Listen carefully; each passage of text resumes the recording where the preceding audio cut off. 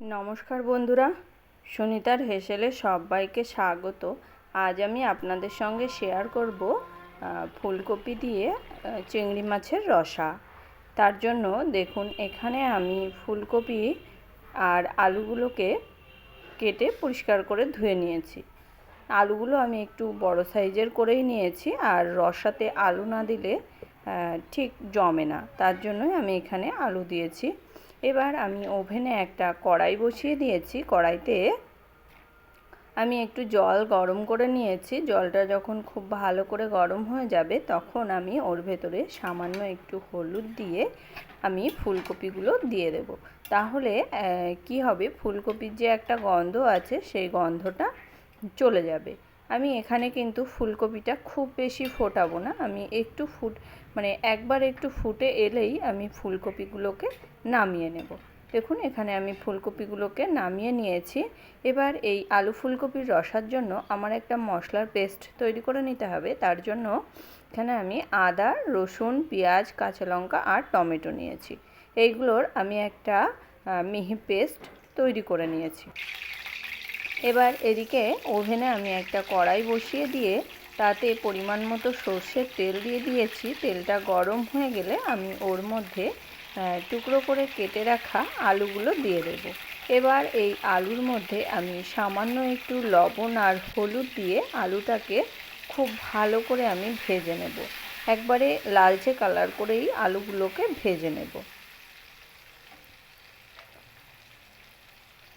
দেখুন, আলুগুলো আমার খুব ভালো করে ভেজে নেওয়া হয়ে গেছে। এবার এই আলুগুলোকে আমি তুলে নেব। তুলে নিয়ে ওই একই তেলের মধ্যে আমি এবার ফুলকপিগুলোকে ভেজে নেব।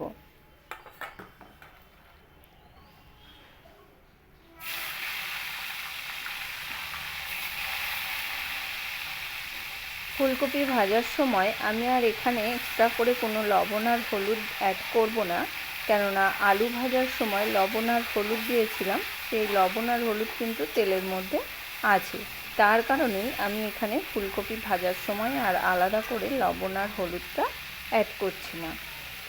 এরকমভাবেই আমি ফুলকপিটাকে একটু লালচে কালার করে ভেজে নিয়েছি। দেখুন, আমি কিন্তু খুব বেশি ফুলকপিটাকে ভেজে নেইনি। হালকা যখন একটু লালচে কালার এসছে, তখনই আমি ফুলকপিটাকে তুলে নিয়েছি।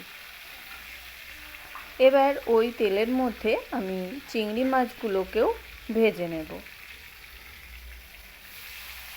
এখানে আমার 300 গ্রাম চিংড়ি মাছ আছে। 300 গ্রাম চিংড়ি মাছটাকে আমি পরিষ্কার করে ধুয়ে নিয়েছি, কেটে পরিষ্কার করে ধুয়ে নিয়েছি। এবার এই চিংড়ি মাছটাকেও আমি তেলের মধ্যে দিয়ে একটু ভেজে নেব। চিংড়ি মাছ কিন্তু খুব বেশিক্ষণ ভাজার কোনো দরকার নেই, আমি হালকা একটু ভেজে নেব। এখানে আমি 1 থেকে 1.5 মিনিটের মতো চিংড়ি মাছটাকে আমি একটু ভেজে নিয়েছি।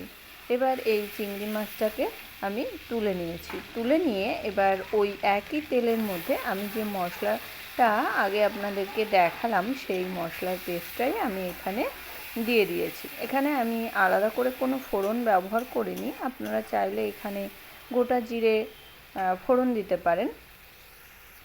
এবার এই একটু মশলার বাটি ধোয়া একটু জল দিয়ে এই মশলাটা খুব ভালো করে একটু কষিয়ে নিতে হবে। তার আগে এর মধ্যে আমি একটু কিছু গুঁড়ো মশলা অ্যাড করব।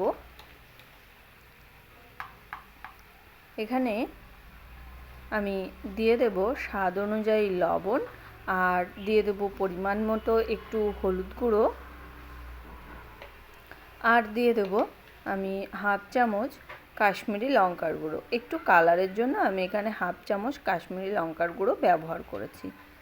এবার এই সমস্ত মশলাটাকে আমি খুব ভালো করে মিশিয়ে নিয়ে আর খুব ভালো করে আমি কষিয়ে নেব। যেহেতু রসুন দেওয়া আছে, পেঁয়াজ দেওয়া আছে, এই আদা রসুন পেঁয়াজের কাঁচা গন্ধ চলে যাওয়া পর্যন্ত মশলাটাকে আমি খুব ভালো করে কষিয়ে নিয়েছি। এবার এর মধ্যে আমি ভেজে রাখা আলু আর ফুলকপিটা দিয়ে দিয়েছি। এবার এই আলু আর ফুলকপিটা দিয়ে আমি আবারও খুব ভালো করে একটু মিশিয়ে নিয়ে এর মধ্যে এবার আমি চিংড়ি মাছগুলোও দিয়ে দেব। এই চিংড়ি মাছ, আলু, ফুলকপি সমস্ত সব কিছু মশলার সঙ্গে আমি 4 থেকে 5 মিনিট খুব ভালো করে কষিয়ে নেব। এখানে আমার গ্যাসের আঁচটা এই সময় আমি লোতে দিয়েই আমি খুব ভালো করে এই আলু, ফুলকপি আর চিংড়ি মাছটাকে মশলার সঙ্গে খুব ভালো করে কষিয়ে নিয়েছি।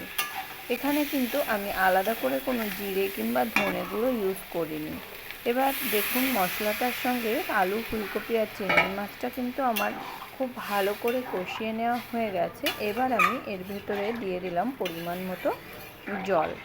যে যেমন ঝোল খেতে পছন্দ করেন সেই অনুযায়ী জলটা এখানে ব্যবহার করতে হবে। এবার এটাকে আমি ঢাকা দিয়ে রান্না করে নেব আলু আর ফুলকপিটা সেদ্ধ হওয়া পর্যন্ত। এখানে আমি প্রায় 10 থেকে 15 মিনিট মতো আলু ফুলকপিগুলোকে আমি মিডিয়াম আঁচে ঢাকা দিয়ে রান্না করে নিয়েছি। আলুগুলো কিন্তু আমার খুব ভালো করে সিদ্ধ হয়ে গেছে। এবার এর মধ্যে আমি দিয়ে দেব সামান্য একটু ধনেপাতা কুচি, খুব বেশি দেব না, আমি সামান্য একটু ধনেপাতা কুচি দিয়েছি। আর দেব একটু ভাজা মশলা। এখানে আমি জিরে, ধনে আর গরম মশলা একসঙ্গে আমি শুকনো খোলায় একটু নেড়ে নিয়ে গুঁড়ো করে নিয়েছিলাম। সেই গুঁড়ো মশলাটা আমি এখানে 1 চামচ ব্যবহার করেছি। এবার এই সমস্ত কিছু দিয়েই আমি আবারও কিছুক্ষণ ফুটিয়ে নিয়েছি। ফুটিয়ে নেওয়ার পরেই আমি এখানে সামান্য একটু ঘি অ্যাড করেছি। এবার এই তরকারিটা ঘি দিয়ে আমি আবারও 5 থেকে 7 মিনিট মতো খুব ভালো করে একটু ফুটিয়ে নিয়েছি। নেওয়ার পরেই তৈরি হয়ে গেল আমাদের কিন্তু দারুণ স্বাদের আলু, ফুলকপি, চিংড়ির রসা। এটা কিন্তু গরম ভাতের সঙ্গে খেতে অসাধারণ লাগে। আর এই রকম দুর্গাপুজোর দিনে কিন্তু এই রকম ফুলকপি, চিংড়ি মাছের রসা অনায়াসে বাড়িতে খুব সহজেই বানিয়ে নেওয়া যায়। তাহলে আমার এই আলু ফুলকপির রসা কেমন লাগলো অবশ্যই কিন্তু কমেন্ট করে জানাবেন। যদি ভালো লেগে থাকে তাহলে একটা লাইক করবেন আর সাবস্ক্রাইব করে পাশে থাকার অনুরোধ রইল। তাহলে আজকের মতো এই পর্যন্তই। আবার দেখা হবে নতুন কোনো রেসিপি নিয়ে। ভালো থাকবেন, সুস্থ থাকবেন। ধন্যবাদ।